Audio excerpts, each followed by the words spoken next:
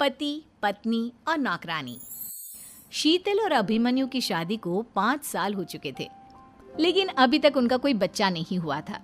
इसकी वजह से शीतल और अभिमन्यु परेशान रहते थे, लेकिन उन दोनों से ज्यादा परेशान थी शीतल की सास, यानी अभिमन्यु की माँ जानकी देवी। जानकी देवी चाहती थी कि जल्दी से जल्दी उनकी गोद में पोता या पोती आ जाए, और इसीलिए वो अपनी बहू शीतल को लेकर एक दिन हॉस्पिटल पहुंची। डॉक्टर मैडम, जरा ठीक से चेक करके बताइए ना। कई बड़े बड़े डॉक्टर को दिखाया है, लेकिन मेरी बहू माँ ही नहीं बन पाती। मैंने शीतल को बहुत अच्छे से चेकअप किया है। देखिए, बात यह है कि शीतल के अंदर माँ बनने की कैपेसिटी नहीं है। ये आप क्या कह रही हैं डॉक्टर साहब? कोई तो इलाज होगा ना, कोई दवाई दे दीजिए। देखिए, कुछ प्रॉब्लम ऐसी होती है जिनका कोई ट्रीटमेंट नहीं होता। आई एम सॉरी टू से, लेकिन शीतल कभी माँ नहीं बन सकती, क्योंकि उसके यूट्रस में अंदर से ही कुछ प्रॉब्लम है। घर आने के बाद क्या हुआ माँ? कहाँ लेकर गई थी आप शीतल को? अरे कहाँ लेकर जाती, डॉक्टर मैडम के पास ले गई थी, लेकिन तेरी बीवी तो कभी माँ बन ही नहीं सकती। मम्मी जी, इसमें मेरी क्या गलती? अगर अंदर से कोई प्रॉब्लम है तो उसमें मैं भी कुछ नहीं कर सकती। जानती हूँ, ये बात डॉक्टर के मुंह से सुन चुकी हूँ। अब दोबारा मेरे सामने इस बात का गाना मत गा। अरे माँ, परेशान होने की जरूरत नहीं है, हम सोचते हैं ना कुछ। अरे क्या सोचेगा तू?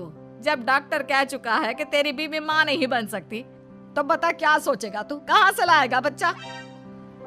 माँ, ये तो मैं भी नहीं जानता। अभिमन्यु, क्यों ना हम अनाथ आश्रम से एक बच्चा गोद ले आए? क्या फर्क पड़ता है बच्चा हमारा हो या गोद लिया हुआ? हाय, बड़ी बातें बनाने वाली। क्या फर्क पड़ता है? अरे क्यों फर्क नहीं पड़ता? मुझे इस वंश को आगे बढ़ाने के लिए मेरे बेटे का खून चाहिए, किसी दूसरे का नहीं। लेकिन माँ, आप जानती हैं कि ये अब पॉसिबल नहीं है। मैं कुछ नहीं जानती। मैं किसी पराये की औलाद को इस घर में अपना पोता या पोती बन के बढ़ता हुआ नहीं देख सकती। मेरा वंश मेरे बेटे के खून से ही आगे बढ़ेगा। लेकिन मम्मी जी, ऐसा कैसे हो पाएगा? आप अच्छी तरह जानती है ना, मेरा और अभिमन्यु का बच्चा नहीं हो सकता। तो मैं अपने बेटे की दूसरी शादी करवाऊंगी, और अपनी दूसरी बीवी से ये मुझे बच्चा पैदा करके देगा। ये आप क्या कह रही हैं माँ? मैं किसी और से शादी नहीं करने वाला। मेरे रहते हुए आप अभिमन्यु की शादी किसी और से करवाएंगी? मम्मी जी, आप ऐसा कैसे कर सकती हैं? तू बस देखती जा बहू, मैं ऐसा कैसे कर सकती हूँ। कुछ दिनों के बाद, अभिमन्यु, मैंने तेरे लिए लड़की ढूंढ ली है। माँ, मैं आपको कितनी बार समझाऊं, मुझे किसी से शादी नहीं करनी है। पहले मेरी बात सुन। ये जो चमेली है ना, हमारे घर में काम करने आती है, वो तुझसे शादी करने के लिए तैयार है। मम्मी जी, आप अभिमन्यु की शादी एक नौकरानी के साथ करवाएंगी? वो इसलिए क्योंकि चमेली दिखने में बहुत खूबसूरत है, बच्चा भी सुंदर ही होगा। मम्मी जी, लेकिन एक बच्चे के लिए अपने बेटे की शादी नौकरानी के साथ करवाना, क्या ये सही है? अगर अभिमन्यु ने शादी नहीं की ना, तो मैं अपनी जान दे दूंगी। अब देख लो, अगर तुम्हें अपनी माँ की जान प्यारी है तो तुम्हें इस नौकरानी के साथ शादी करनी ही होगी। इस तरह जानकी देवी अपने बेटे अभिमन्यु की शादी नौकरानी चमेली के साथ करवा देती है। कुछ दिनों के बाद, नौकरानी से मालकिन बन के तो मजा आ गया। अब तो मैं इस घर की मालकिन हूँ। देखो, अपने आप को ज्यादा मालकिन समझने की कोशिश मत करो। एक बार तुम्हारा और अभिमन्यु का बच्चा इस दुनिया में आ जाए, उसके बाद तुम इस घर से हमेशा के लिए चली जाना। अरे जाओ जाओ, किसी और के आगे बातें बनाना। एक बच्चा तो पैदा नहीं कर सकी, बढ़िया आई। जाओ जाकर मेरे लिए कॉफी बना कर लाओ। नौकरानी मैं हूँ या तुम? मम्मी जी, देखिए ना शीतल मुझसे किस तरह से बात कर रही है। शीतल, तुम्हें पता है ना चमेली प्रेग्नेंट है, मेरे बेटे के बच्चे की माँ बनने वाली है। वो जैसा कहती है वैसा करो। लेकिन मम्मी जी, वो मुझे नौकरों की तरह ट्रीट कर रही है। अरे तो करेगी ना, वैसे भी बहू तुम हो किस काम की? एक बच्चा तो पैदा नहीं कर सकती। जाओ अब घर के सारे काम करो और चमेली को आराम करने दो। थैंक यू मम्मी जी, भगवान आपका भला करे। आप नहीं होती तो मैं नौकरानी से महारानी कैसे बनती? देखो, तुम्हें जो चाहिए सब मिलेगा। खूब खाओ पियो, मजे की जिंदगी जियो, लेकिन बस मुझे एक बच्चा पैदा करके दे दो। कुछ दिनों के बाद, मम्मी, बच्चे के लिए आपने मेरी शादी चमेली के साथ करवा तो दी, लेकिन दिन और रात का चैन मिट गया है। सारा दिन शीतल और चमेली की बहस चलती रहती है। अब शीतल को इस घर में रखने से क्या होगा? मैं तो कहती हूँ उसे घर से निकाल दो, है भी किस काम की। मैं ऐसा नहीं कर सकता माँ, वो मेरी पत्नी है, उससे बहुत प्यार करता हूँ मैं। तुम्हारी पत्नी चमेली है, चमेली, उससे प्यार करो। अरे तुम्हारे बच्चे को जन्म देने वाली है वो। अभिमन्यु, मैं खुद ही इस घर से चली जाती हूँ।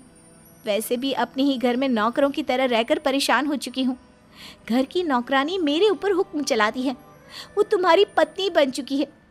अब मेरा इस घर में क्या काम? अभिमन्यु के बार बार रोकने पर भी शीतल उस घर से चली जाती है। कुछ दिनों के बाद चमेली एक बच्चे को जन्म देती है।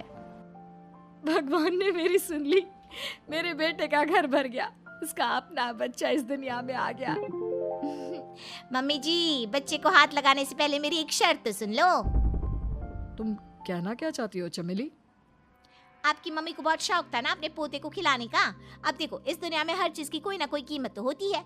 तुम अपनी आधी प्रॉपर्टी मेरे नाम कर दो, बच्चा तुम्हारे नाम। अरे लेकिन मैंने अपने बेटे से तुम्हारी शादी करवाई है, अब ये सौदेबाजी कहाँ से आ गई? जो औरत अपनी बहू को घर से निकाल कर एक नौकरानी के साथ अपने बेटे की शादी करवा दे, वो तो सौदेबाजी कर ही सकती है ना। उसका कैसे भरोसा कर सकते हैं? मुझे बस आप लोगों की प्रॉपर्टी चाहिए, उसके बाद ही बच्चे को आप हाथ लगा सकते हैं। मैंने कहा था ना मम्मी, आप गलत कर रही हैं। देखिए, उसका नतीजा आपके सामने है। जब शीतल को पता चलता है कि अभिमन्यु और चमेली का बच्चा दुनिया में आ गया है, तो वो अपने घर पहुंचती है। अभिमन्यु, कहाँ है आपका बच्चा? क्या मैं उसे देख सकती हूँ? कुछ भी मत पूछो शीतल, माँ की हुई एक गलती हम लोगों पर भारी पड़ रही है। वो नौकरानी अपनी औकात पर आ गई है और अब हमसे अपनी आधी प्रॉपर्टी मांग रही है, वो भी बच्चे के बदले में। एक बात कहूँ अभिमन्यु, आप उसे कुछ भी देने से मना कर दो। अरे कैसी बात कर रही हो? मेरे बेटे की औलाद है उसके पास, ऐसे कैसे मना कर दे? मम्मी जी, वो अभिमन्यु का बच्चा नहीं है, वो चमेली और उसके बॉयफ्रेंड का बच्चा है। ये तुम क्या कह रही हो शीतल? ये देखिए वीडियो, चमेली और उसका बॉयफ्रेंड आपस में बातें कर रहे हैं कि उन दोनों ने मिलकर आपको बेवकूफ़ बनाया है और अब इस बच्चे के बदले आपसे प्रॉपर्टी भी हड़प लेंगे। हे भगवान, ये मुझसे क्या हो गया? ना तो बच्चा मिला और अपने बेटे की नौकरानी के साथ शादी करवा दी सो अलग। अब क्या होगा? मुझे माफ़ कर दो शीतल, मेरी वजह से तुम्हें बहुत तकलीफ हुई है। अभिमन्यु, मैंने कहा ना, उस नौकरानी को उसके बच्चे सहित इस घर से बाहर निकाल दो। लगता है मेरे अभिमन्यु का बाप बनने का सपना अधूरा ही रह जाएगा। अभिमन्यु, अपनी मम्मी से कहो कि परेशान ना हो।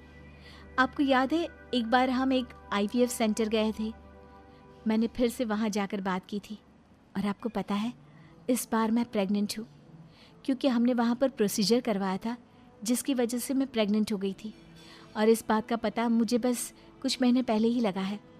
हमारा बच्चा इस दुनिया में आने वाला है अभिमन्यु। मुझे माफ कर दो शीतल बहू, मुझसे बहुत बड़ी गलती हो गई। कोई बात नहीं माँ, लेकिन अब हमें उस धोखेबाज नौकरानी को इस घर से बाहर निकालना है और इस घर की मालकिन को वापस घर लाना है, वो भी अपने बच्चे के साथ।